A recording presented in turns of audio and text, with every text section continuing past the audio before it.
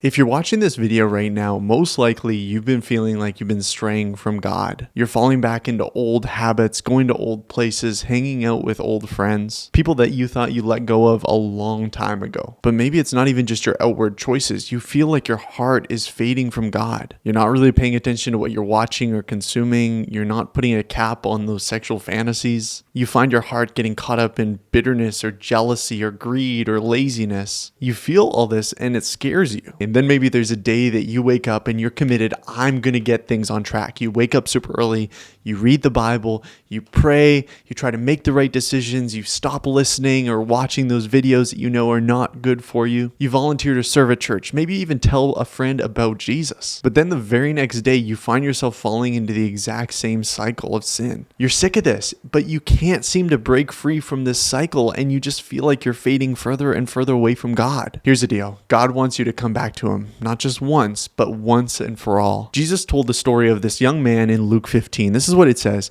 And he said, there was a man who had two sons. The younger of them said to his father, Father, give me the share of my property that is coming to me.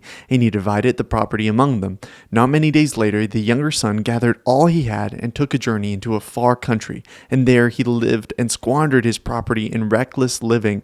And when he had spent everything, a severe famine rose in that country, and he began to be in need, so that he went and hired himself out to the citizens of that country, who sent him to feed the pigs. And he was longing to be fed with the pods that the pigs ate, and no one gave him anything. This young man was given the gift of his inheritance. It reminds me of the fact that God has given us so much. I mean, you look around, your friends, your family, the fact that you have a roof over your head. God has provided you so much, the talents that and the giftings that He's given you, and yet we've squandered it. And you feel that so real when you feel like you're fading away from God, and yet, man, God, I know you've given me all this, but I feel like I've squandered it. And for what? Momentary pleasures, just to feel a little happier, to ease the pain that I'm feeling in my heart, to have a good time. I mean, this young man, he went to a foreign land because he didn't want to be judged by anyone in his own country, to party, sexual immorality, gambling, all the stuff, and he blew it all. But then this is what it says. But when he came to himself, he said, How many of my father's hired servants have more than enough bread, but I perish here with hunger? I will arise and go to my father, and I will say to him, Father, I have sinned against heaven and before you, and I'm no longer worthy to be called your son. Treat me as one of your hired servants. And this is the cycle that we continually find ourselves in. It's falling and fading away from God, and then waking up one day and deciding, okay, this is when I'm going to do it. I'm going to get close with God, and I'm going to just obey Him and do what's right and reform my life. So we, like the son, go to God and we're prepared to give this whole speech about how we're just going to try harder and we're just going to be a servant and we don't deserve to be your son. But this is what happens. And he arose and came to his father. But while he was still a long way off, his father saw him and felt compassion for him and ran and embraced him and kissed him. And the son said to him, Father, I have sinned against heaven and before you. I am no longer worthy to be called your son. But the father said to his servants, Bring quickly the best robe and put it on him, and put a ring on his hand and shoes on his feet, and bring the fatted calf and kill it, and let us eat and celebrate. For this son was dead and is now alive again. He was lost, but now is found. And they began to celebrate. You see, this is a story not only for those who aren't Christians yet, who have wandered and have strayed their whole life and now are coming to God for the first time. Yes, God receives them with compassion and with grace, but it's also a story for you if you've already put your faith in Jesus and yet you felt like you're in the season of just sinning and doing what's wrong and you want to come back to God, but you're embarrassed and you're scared. God doesn't receive you with shaming, condemnation, anger.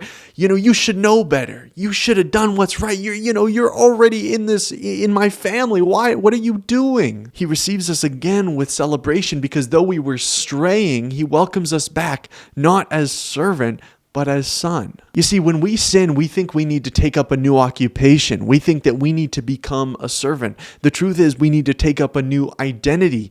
That is son. I want you to think 20 years in the future. Okay, you get up on a Saturday morning and you hear a knock on your door. You open the door and you see a young man there. Behind him, you can see there's a lawnmower. And he boldly asks you, he says, Excuse me, sir, I would like to mow your lawn in order to become your son. And you're shocked and you're a little confused. This doesn't make any sense. You've never heard anybody else say this before, but he reiterates, no, sir, I'm serious. I will mow your lawn. I'll do a tremendous job. I'll do a great job. And then I want to become your son. Can you please make that happen? Think back to when you were 16 years old. Maybe you're 16 years old watching this, or maybe you're not there yet, but 16 years old, it's Saturday morning, you wake up and your dad asks you, son, I know you have a lot you want to do today and have fun and all that stuff with your friends, but before you do any of that, can you mow the lawn? Now, maybe this sounds very familiar to you like it does to me, and maybe you had different responses to your dad. Sometimes you were, okay, Dad, I'll do it. Or maybe sometimes you were more hesitant. Really? Can't one of my siblings do it or something like that? But, why do you do it? Why do you end up doing it? Because you're his son. When we come to God and we say, God, I'm going to be a servant. I'm going to just be a better Christian. I'm going to fix my life. Don't worry about it. I'm going to fix everything. We go to God saying, God, I'm going to mow your lawn and I want to become your son. If I mow your lawn, can I become your son? That's what we're asking. That's how strange the proposition is. Guys, when you return, he doesn't shame you. He doesn't condemn you. And he doesn't have all these expectations of you that you need to fulfill before you're allowed to be called a son again. He rejoices over you. He delights over you. He celebrates you. Yes, the son came back in humility. And that's the orientation that we should have towards God. Yeah, we don't deserve to be a son. Yeah, we deserve to be a servant. We deserve to be a slave.